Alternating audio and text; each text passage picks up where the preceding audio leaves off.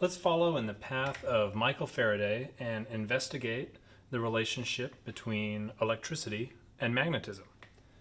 To do that, we have a long length of wire, and it's wrapped up into a coil called a solenoid, basically a tube of wire that's wrapped all in the same direction, and then the ends of the wire come out here so we can make electrical connections to it.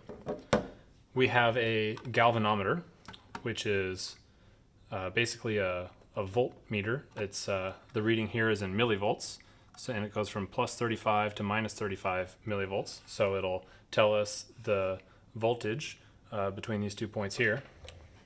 So if we, let's see if I get it the right polarity, connect the galvanometer to the solenoid, this coil of wire, then we can read off here the voltage induced in the wire. We also have a magnet on a stick, so I can put the magnet near the wire just like Michael Faraday did to see the magnetic field induced. I also have a device for measuring magnetic fields, a small compass. Sorry it's so tiny. The red part is pointing towards the South Pole. It only works vertically here. So I can show you that this is a magnet. Okay, regular bar magnet, North Pole and South Pole.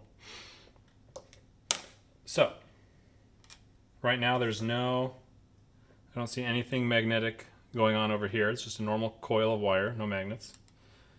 So I'm going to take the magnet and see if I can induce a voltage across this coil of wire with the magnet. So you see small movements here. If I put the magnet towards the opening of the solenoid, you can see a small deflection. Let me zoom in a bit. Maybe you can see the deflection better. So I'm getting a small, as I approach the magnet towards the opening of the solenoid, seeing a small positive deflection. And then as I remove it, I see a negative deflection. So I'll go inside the solenoid, and it increases. And then I come out the other end this way, and it decreases. I'll bring it back in. It looks like it's increasing to 10 millivolts. And 0 in the middle. And down to minus 10 millivolts as I bring it out the other side. So it went down to around 0 in the middle. Let's see, what if I just put it in and stop it? Okay, so I put the magnet in about halfway and it went up to 20 millivolts, and now it's sitting at 0. What if I take it back out at about the same speed? I can get it down to 30 millivolts. So if I put it in faster, I can get a larger deflection. If I remove the magnetic field, I mean the magnet from the solenoid quickly, I can get a huge deflection. So that I can pin the needle there. So I'm getting, oh, see there, I pinned it. So definitely more than minus 35 millivolts there. So what if I approach it here and stop it? So the magnet's not moving with respect to the solenoid. We see 0 millivolts, even here at the mouth.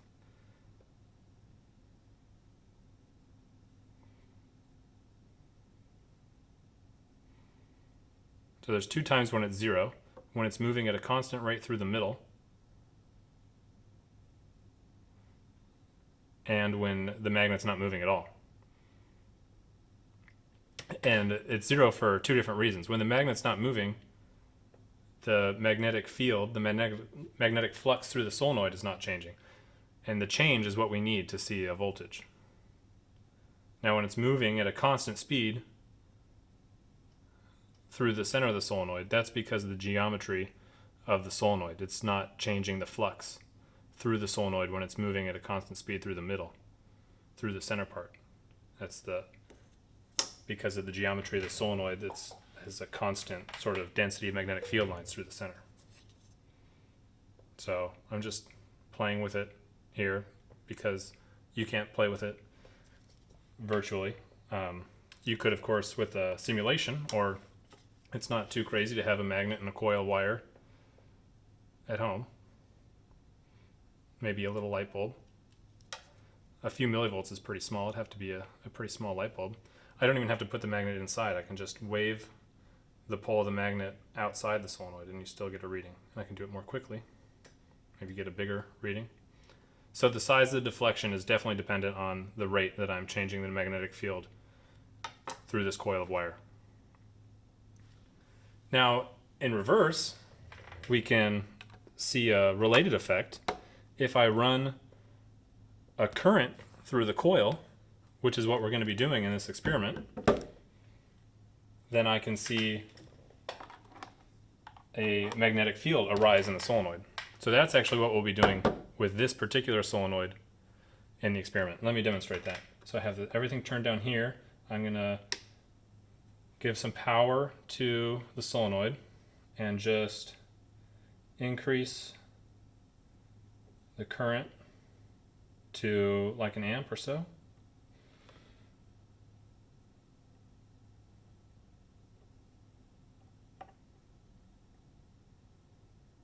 I think we can go up to 6 amps in this particular solenoid. It has a pretty thick gauge wire.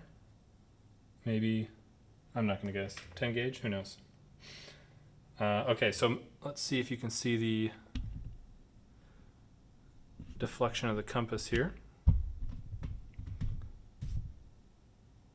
So out here it's just pointing, that's north, and I'll bring it near the solenoid and it totally flips.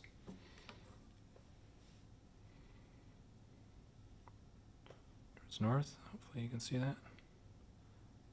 And it points in towards the solenoid. And I can change the polarity here. So now we have the red part of the compass pointing in to the solenoid. Let me switch the polarity, plus and minus.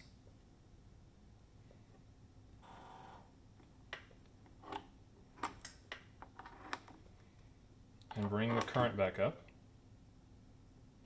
to, whoops, that's a fine knob, to it's around 1 amp. And now you can see the red part of the compass is pointing away. So we're creating a magnetic field that looks a lot like the pattern you would see in a bar magnet here. See the silver arrow points in that way, and the red arrow of the compass points in that way. Hopefully the glare is not too bad. And it's a really analogous sort of field that we see with the bar magnet here.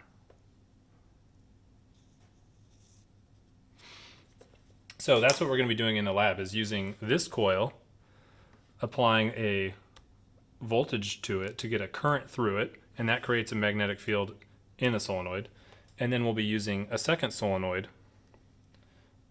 So if we insert it so that it's concentric with the first solenoid, there will be the magnetic field created by this solenoid will be incident on this solenoid, and we can measure the voltage induced by this. So a current applied here will create a magnetic field inside this solenoid and also inside this solenoid, and we'll measure the voltage here. Now, instead of using the DC power supply and trying to get, because we need a time varying magnetic field through the smaller solenoid, we, instead of trying to fiddle with the knobs and catching something once, we're going to use the function generator to create a repeating changing current in the outer solenoid, and then we'll watch the repeating voltage on the smaller solenoid with the oscilloscope.